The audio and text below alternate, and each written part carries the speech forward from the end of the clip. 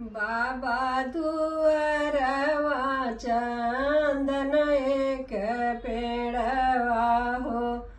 अछना बिछना भैली डारे,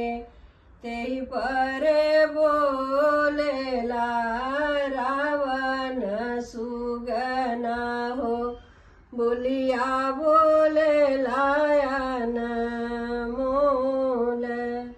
दुअरा पे बैठेल बाबा बड़ाईता हो,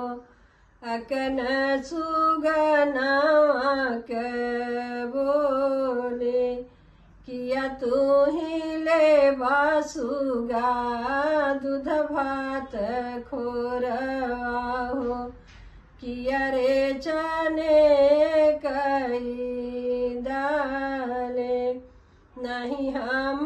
लेबै बाबा दूध भात खोरवा हो, नहीं रे चने कई दाले, तुहरे ही घरा बाबा कन्याकुमारी हो, ओ नहीं से रचहु बियाह,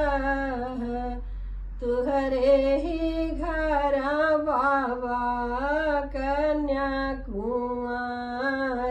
हो, ओ नहीं से रचहु